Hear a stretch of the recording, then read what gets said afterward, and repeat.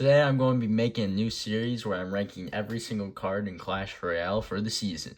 Today I'm starting with the commons and then I'll be moving on to the rares and epics and so on. So the first card I'm going to be ranking is the Skeletons. Skeletons is a pretty good cycle card. I'm not going to be talking about the evolutions, that's going to be down the line. But overall, Skeletons without the evolution is probably an A tier card. Obviously it fits in like Hog 2.6 and EQ cycle, many of those cycle decks, so I think it's a very good card overall, and with the evolution, it probably makes it.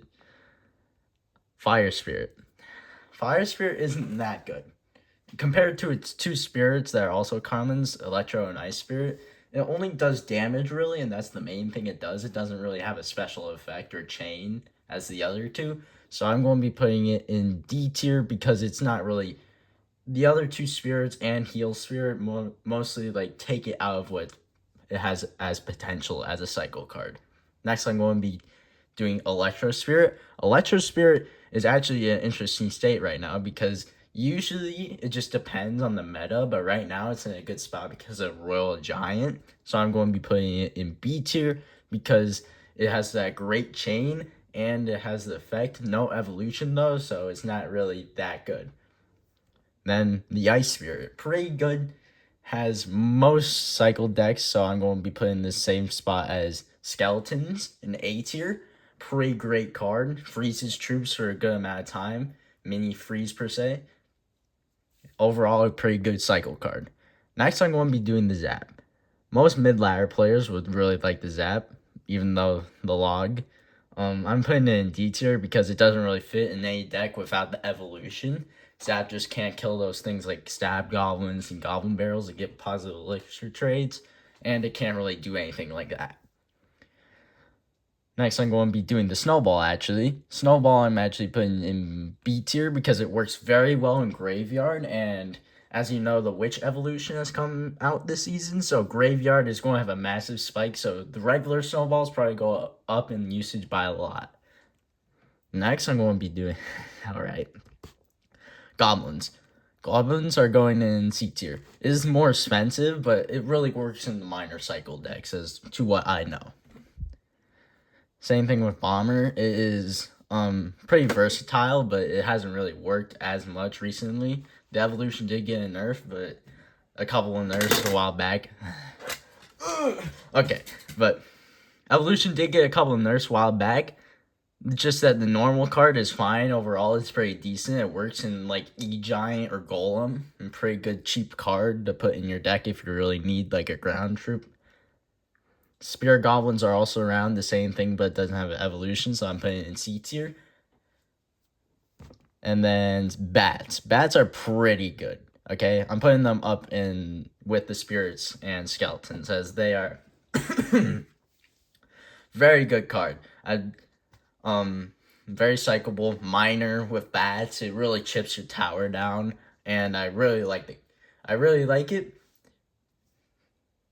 Works in Zap bait if you are still playing that to this day. As said, Zap only really works in Lava Hound. And yeah. The Goblin Gang, pretty S tier card. I think they need to nerf it. Like nerf status right here.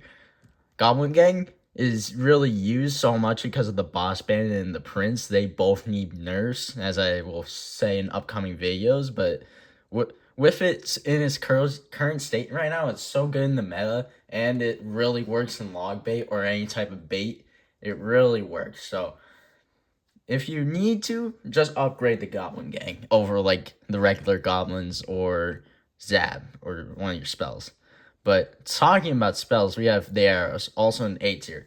Kills Goblin Gang, kills all the minions on top of the actual cards like that the log can kill, and it can kill air troops, chip down on the air troops. Really good card. They did nerf the radiance, which was probably a good nerf, but just made it so you can't really activate King Towers on accident, so it's kind of a buff in Austin CR's case, but besides that, pretty good card. It is on the like tip of being like nerfable, but I think it's good right now. They just need to find a way to balance it by nerfing like Evo Firecracker archers that like depend on arrows being in the meta.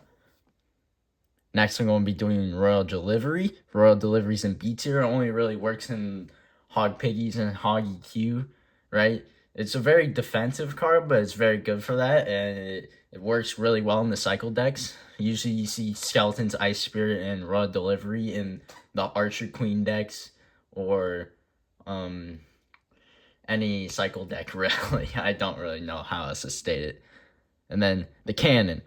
Probably one of the best buildings in the game, putting it in A tier without the evolution. Maybe B tier, but I'm going to keep it in A tier because it's like one of the best buildings. Tesla isn't that good. Goblin Cage isn't that good without the evolution. Without evolutions, Cannon's the best card. It can full counter Hog Rider, helps every mid ladder player if you know that. Besides that, Cannon's just good overall. It's very as a building, it is very good at being able to defend. It can pull any troop because it's a building. Besides that, a Knight, pretty average card. Good for his stats, as most people say. Keeping it in B tier. Known as log bait, but the Evo does help. But besides the Evo, it is just a normal card. It's probably the most basic card, the first card you ever play in the game. Not much I can say about it, but it has a good amount of health for the elixir cost that it is. Next, we have the Firecracker. Pretty annoying in mid-ladder, but I'm putting it in C tier because arrows, always in the meta. It's always up here. So it's like, it stops the Firecracker most of the time. Even though it can really will down on your towers if you have a Hog Rider in front. If you know how to counter it, you know how to counter it. Like, it's not that good if you know how to counter it. Most mid-ladder players have a hell of a time because of Firecracker. I'm sorry to y'all, but I don't have that. I'm pretty good at the game, if you know what I say. Skeleton Barrel. It's in this range, D to C tier, because right now, bait decks with the Skeleton Barrel aren't really able because of the buildings in the meta, like Cannon, Tesla, or even like just the Goblin Cage. It doesn't really have that much viability. The bait decks, and it's 3 elixir, so the consistent damage you can get on tower isn't really that consistent, you know? You might as well run other cards in your deck like Goblin Barrel or any other bait cards. Like you might have a faster cycle with even bats per se over Skeleton Barrel, but I think it can work in minor decks. It's just not the best right now. Wait, I actually putting it up the C tier because the Evil Witch is going to be so good with the Skeleton Barrel because it just like break, kill skeletons, heals the witch. Never mind, my bad. Skeleton Barrel putting it up in C tier. Besides that, I'm putting the minions in C tier too because it's an air card, right? It can counter balloon, but also the arrows are always in the meta, so it's like with the Firecracker. They both like are good cards. It's just that since arrows are always really in the meta, you can't really do anything about that. So it's decent, but not great. Archers, I'm putting in D tier. Without the evolution, they're not really that good, as the evolution did fix upon their range. So, really, if you really wanted to see archers in a deck, you probably see in 3.0 Expo. But without that, you usually see in 3.0 Expo with the evolution. But without, you don't really see it much, like the Zap being in like beatdown decks. Next, we're going with the Tesla, going up to 4 elixir cards. The Tesla I'm putting in C tier, as it works really well in Expo with the evolution. Without it, it's really the same as Archers, but it does have that defensive value and capability of surviving spells when no troop is around. So it has a good gimmick, good capability, good versatility. Not much else I can say. Skeleton Dragons I'm also putting in I'm putting in C tier. Not much it doesn't heal the witch when they die, even though they're skeletons. They're flying card, obviously, so it doesn't do much. It doesn't really change in the meta. It could work with Lava Loon, I think, as an air card, but it is kind of expensive for cycle decks or beatdown decks. It's really in that middle range, so it isn't really the best card. It wouldn't be broken in most metas if they buffed it that much. I wouldn't be mad if they busted it, but it does not need anything. It's fine. The mortar, C tier. C tier. It's like Expo.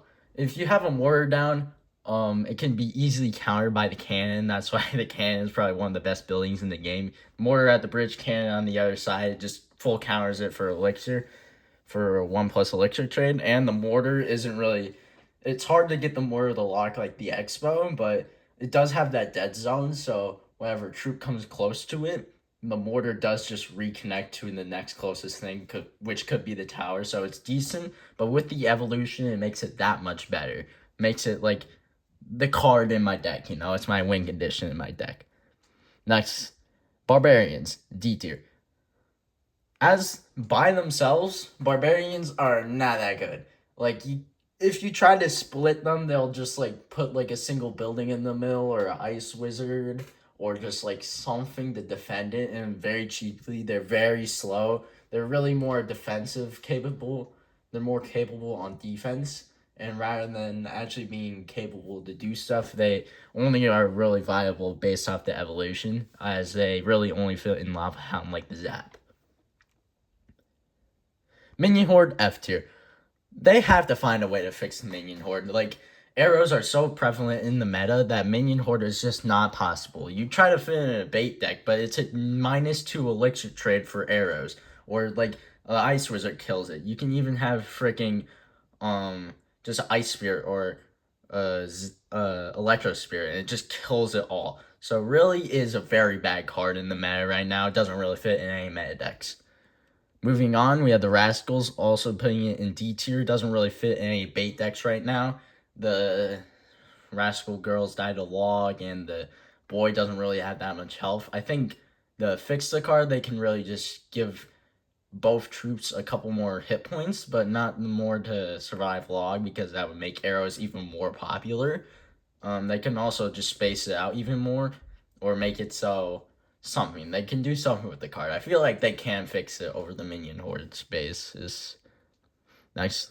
Royal Giant.